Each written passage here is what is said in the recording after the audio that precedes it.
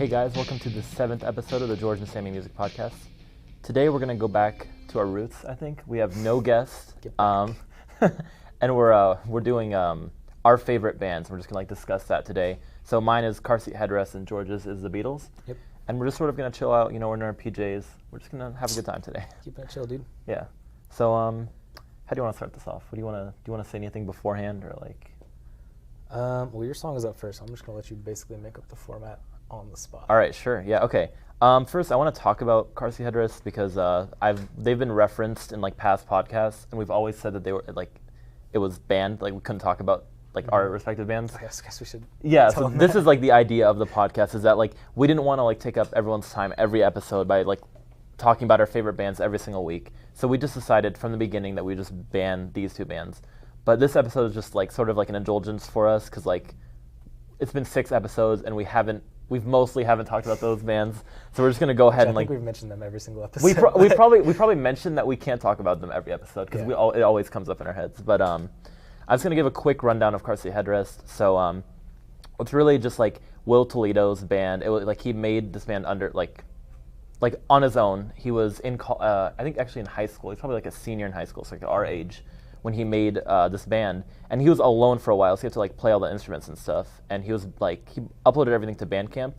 He has tons of albums on there, so if you all want to go check that out, I'm not gonna, it's not that good obviously because he had just started, but it's where he sort of started to make music, and it's cool to see how he's evolved over time. So yeah, he made his first produced album, or while he was signed, was to Matador Records, and it was in 2015, and this is actually the song. I'm playing this song off of that album. It's called Teens of Style. He also released the next year in 2016, Teens of Denial, which was sort of I should just say, Teens of Style is basically a reworking of his best older songs. So he handpicked his best songs and re-recorded them and everything, and then that was the album. The 2016 album, Teens of Denial, was a live recording. It had much more of a rock feel because that's when he actually got recruited 3 different band members, and they started touring and stuff.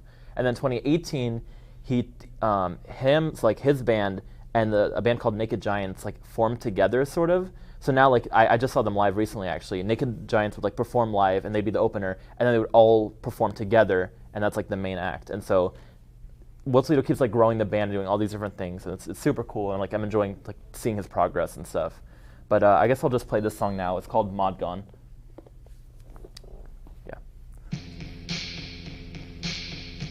Let's see, yeah, this is a long intro one, I think. Can I skip a little bit? I'm just gonna... No, not allowed. Not allowed to skip? Alright, yeah, I'm just have to leave it now. Actually, well... Yeah.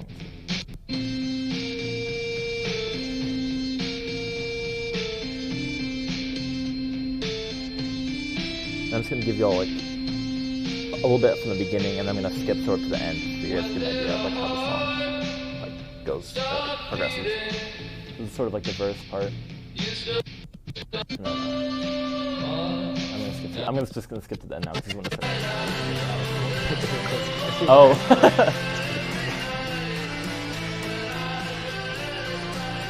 Yeah, I'm just gonna let that play out. So yeah, I just really love this song. So I should say this is Will Toledo has a lot of different styles he likes to play with. He likes a lot of different genres of music, and this was sort of his indie phase, where it was sort of lo-fi, but he still liked rock music, so it's a lot of distortion, a lot of heavy guitars. This song I really love because the emphasis is a lot on just the melodies that he sings, because he has the main vocal line he has in the verse, and he also has background vocals that come in in the chorus. And everything just sort of builds on itself, and then eventually at the end, those guitars kick in, the organs are playing throughout, and he has the bass line continuing to go through. But it just the way he writes songs is that he instead of just going a traditional verse chorus, bridge chorus or whatever, he likes to think of them as sort of movies where it builds to a climax. And so a lot of his songs follow this structure, and I thought Mod Gone was the perfect example of that. So yeah. Did he say that movie? I feel like he did because I don't think I would have came up with that. I think you said that. If you said that, it's the most intelligent thing you ever said. I'm gonna go ahead and take credit for that because now that you said that, but I don't know if it was me or not. I don't know at this point. I've I've watched a lot of Carciedras interviews, so it could very well be what he said. Yeah. But yeah, that was that song. All right, this next one is from. Let me just pause it for a second. So that was a song that like you can tell was a lot more like lo-fi and like it sounded like he was signed to a like recording company, so it did sound a lot better than his like earlier work, but it still is pretty lo-fi. This song was when he actually got a producer, I guess a producer, to like help him like with like the mixing and like the recording and everything. And so the feel of the album is completely different than like the last one. It seems like the band was all together in one room and they were just like jamming out and like playing these songs, and then that's how like this came about. This song's called 1937 State Park. I'm gonna skip a little bit in, but it's. Oh, I should say I wanted to play a song called "Destroyed by Hippie Powers," which is probably my favorite song from that album, but it had a bad word in it, so I'm gonna go with this one, which is like the.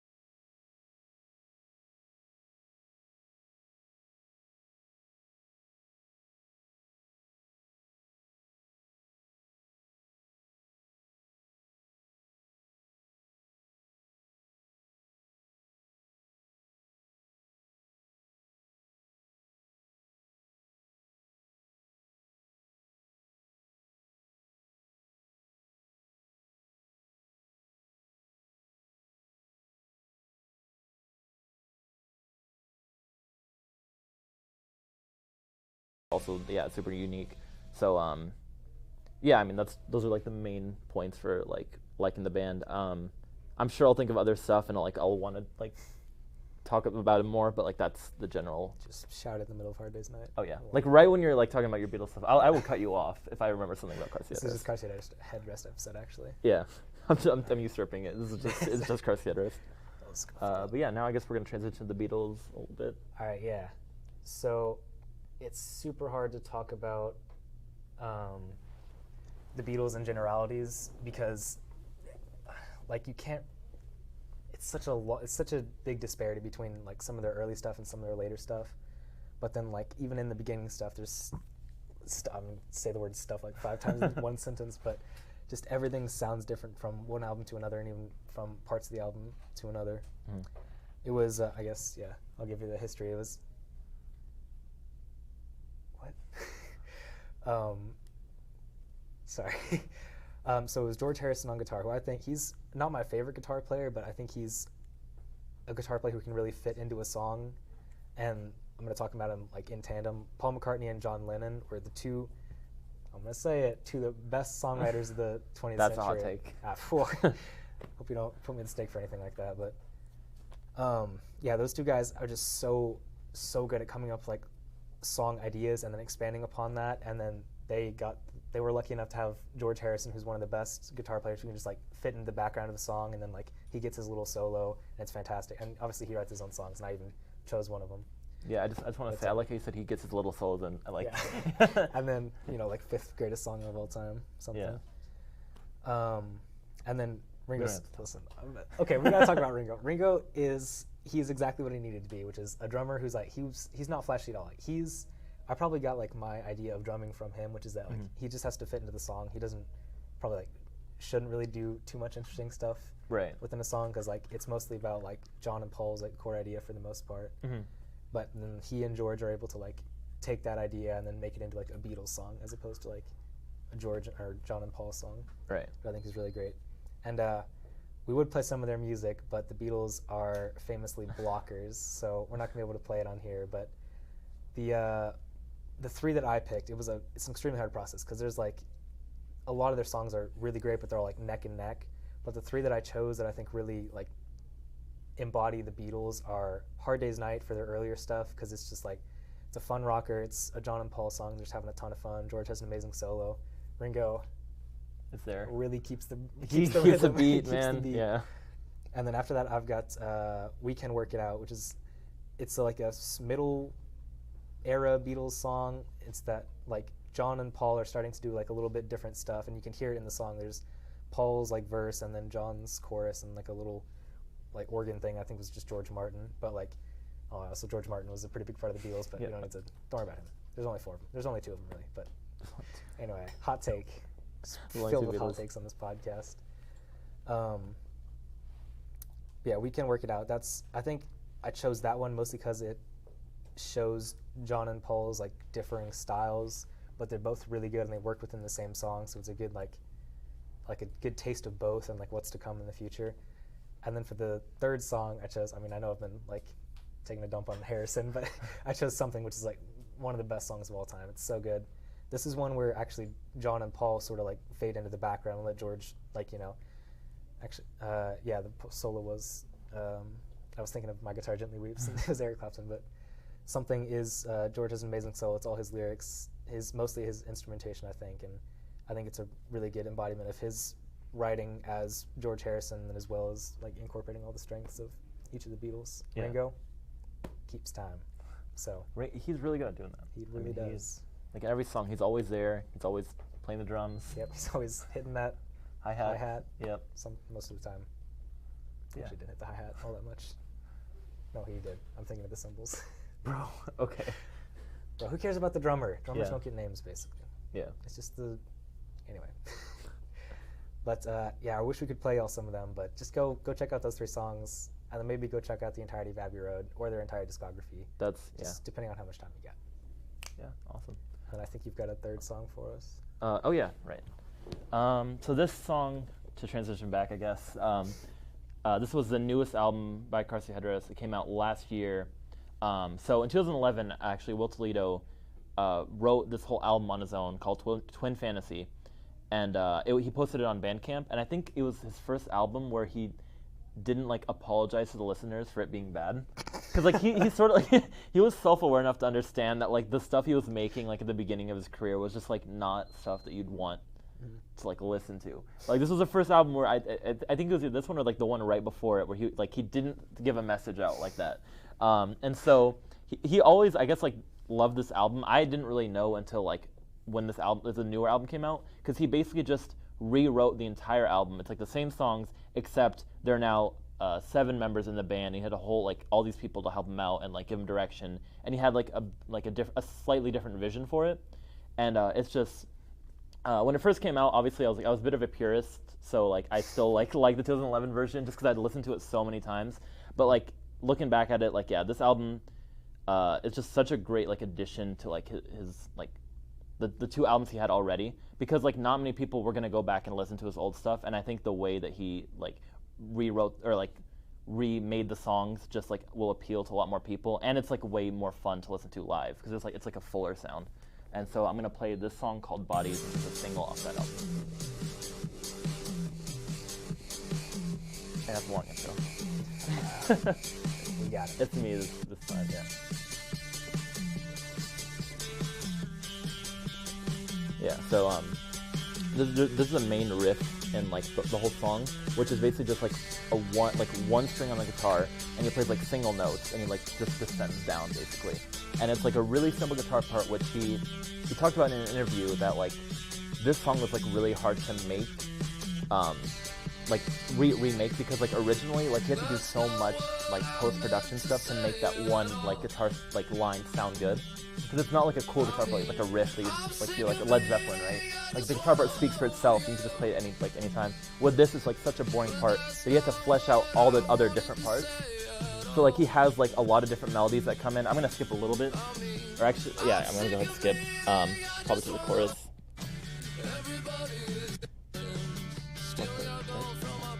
I forget how long the song is. There we go. Okay. Yeah, so like he just has that one main guitar part, but he puts his voice over it and a lot of different other like melodies, and he uses like this techno drum like beat. Like it's sort of techno-y. It's like a really weird like mixture between like actual drumming and like electronic drumming.